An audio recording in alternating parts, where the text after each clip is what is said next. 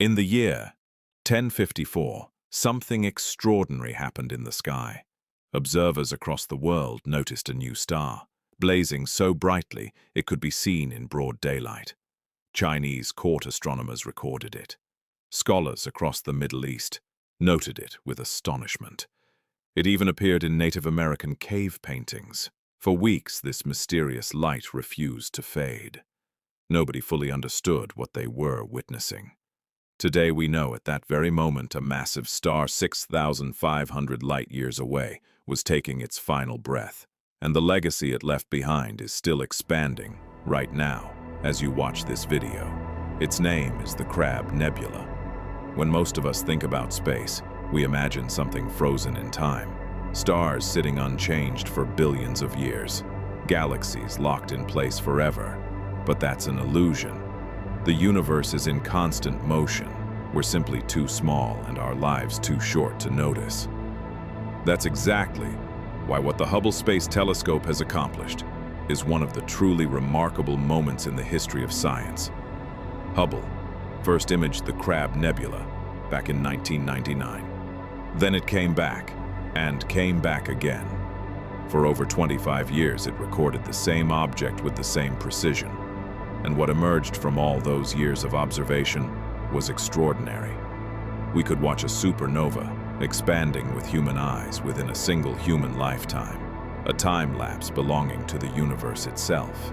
Except this one is completely real. So what is actually happening inside the nebula right now? At the heart of the explosion, the remnant of the original star is still there. A neutron star, just 30 kilometers across, roughly the size of a city. Yet its mass is comparable to that of our entire sun. This neutron star is also a pulsar, a cosmic lighthouse spinning 30 times every single second, firing powerful bursts of radiation into space with every rotation. That spin, that radiation, generates something called synchrotron radiation inside the nebula, an energy flow that continuously pushes the nebula's structure outward, even today. In most supernova remnants, it's the shock waves from the initial blast that drive the expansion outward. The Crab is different. Here, the energy source is still active, still running, still feeding the explosion, almost 1,000 years after it first began. That is one of the most remarkable things that sets the Crab Nebula apart from everything else we've ever observed. Now let's talk about the numbers, because these numbers will genuinely surprise you. The dust and gas inside the nebula are moving outward at roughly 3.4 million miles per hour. That's about 4,400 times faster than the speed of sound. And yet, when you compare 25 years of Hubble images side by side, the movement looks almost invisible. Why? Because the Crab Nebula spans 11 light-years in total diameter. At that scale, even millions of miles per hour feels like a slow shuffle. But think about the actual distance covered in those 25 years. In real numbers, it adds up to billions of miles, more than the entire width of our solar system. Seen from that perspective, what looks like a tiny shift on screen is actually something truly enormous. In 2024, a brand new dimension was added to this story.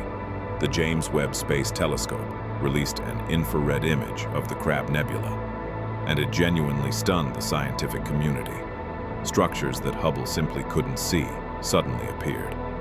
Infrared light pierced through layers of dust and revealed hidden filaments, knots, and gas clusters that had been completely invisible until that moment.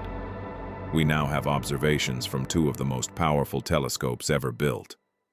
Two completely different perspectives, each one completing the other. This combination gives us the most powerful tool we have ever had for understanding the nebula's true three-dimensional structure. One detail stands out as particularly fascinating.